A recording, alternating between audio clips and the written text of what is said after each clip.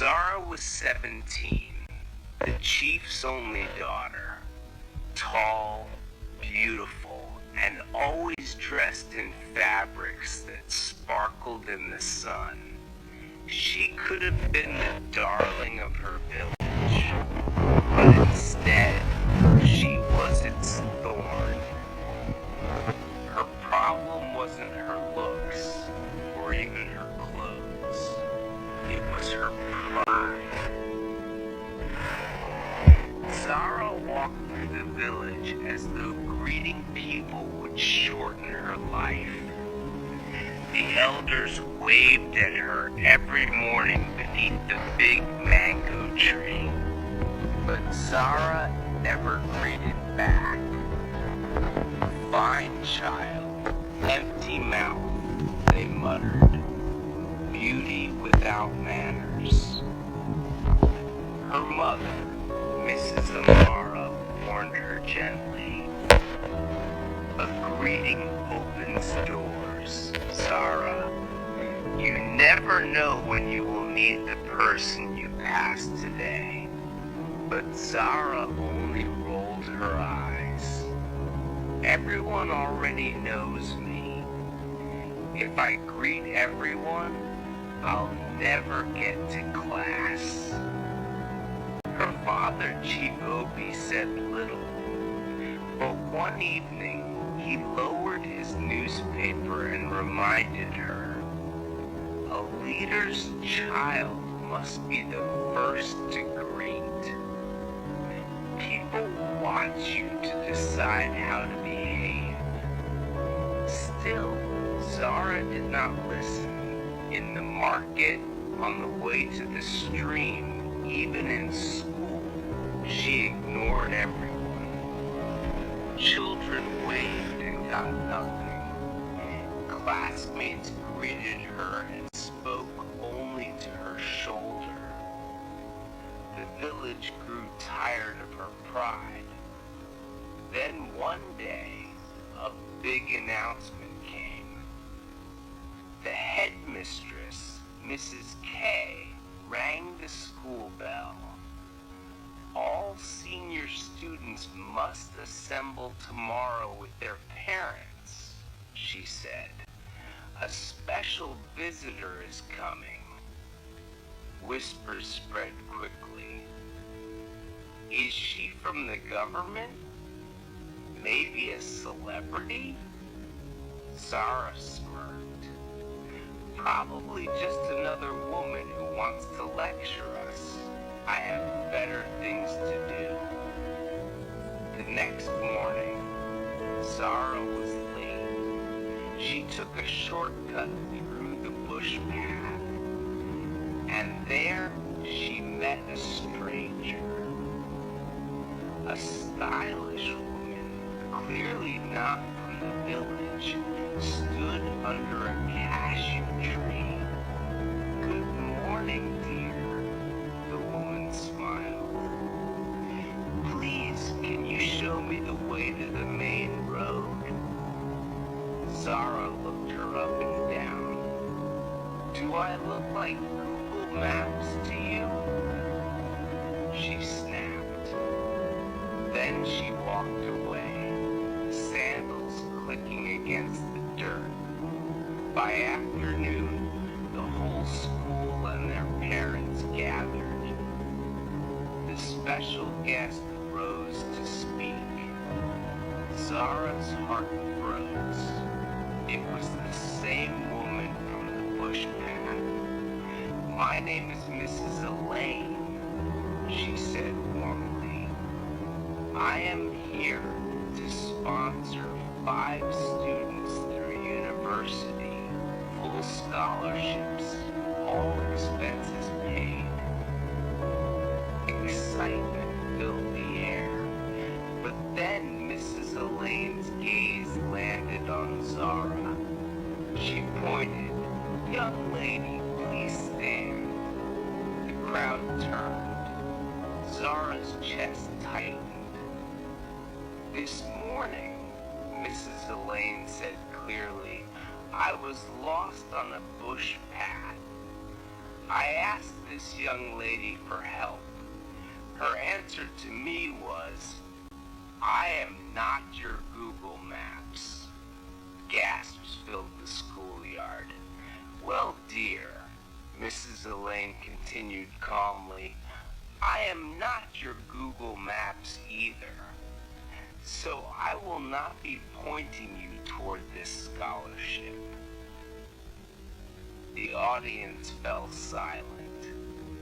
Then Mrs. Elaine looked at everyone else. Character matters.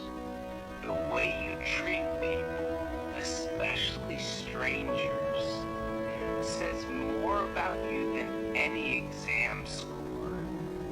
She called out the names of 5 students.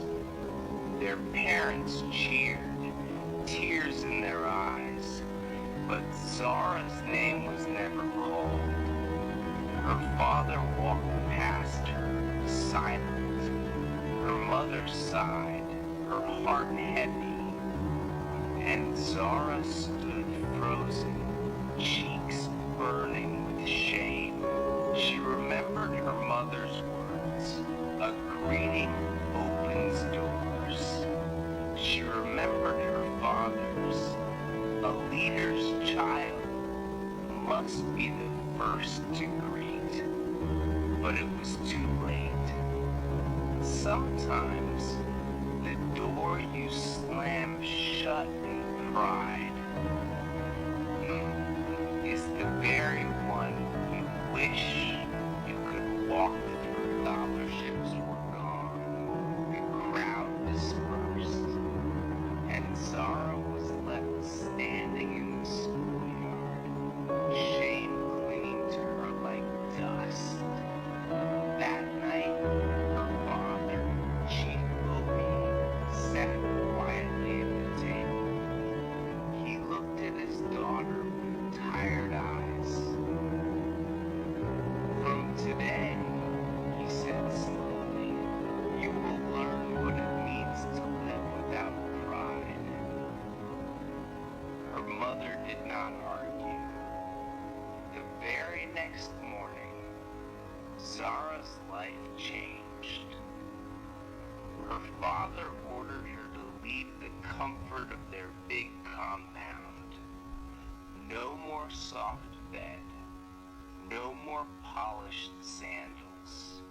Instead, Zara was sent to live in the trenching part of the village, a cluster of tiny mud houses where children carried firewood barefoot, where women fetched water from a stream before sunrise, and every meal had to be fought.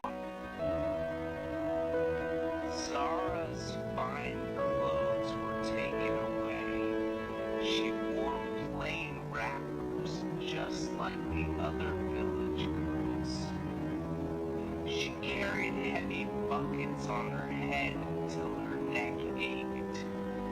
She swept compounds, washed dishes for elders, and learned to eat from one small bowl. At night, she lay on a raffia mat, mosquitoes humming in her ears.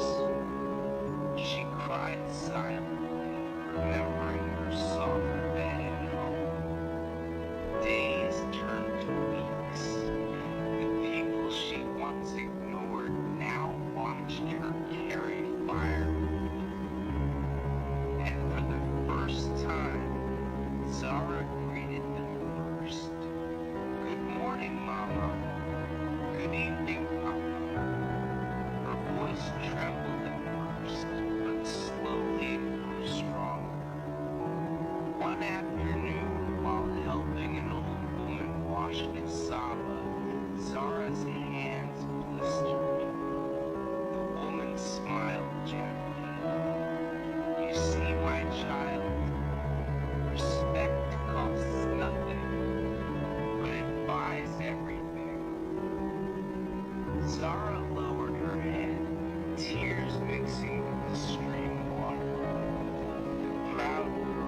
gone. In her place stood a young woman humbled by life's lessons. Months later, when her father came to fetch her, Zara greeted him before he could even speak. "Good afternoon, Papa," she said, bowing low. 𝗕𝗵𝘁's stern face softened for the first time. Her mother hugged her tightly. From that day forward, Zara never walked past anyone without a greeting. She had learned the hard way that pride can steal opportunities, but humility builds bridges that last forever. Music rises gently, and so, dear friends, remember, the doors you open with kindness will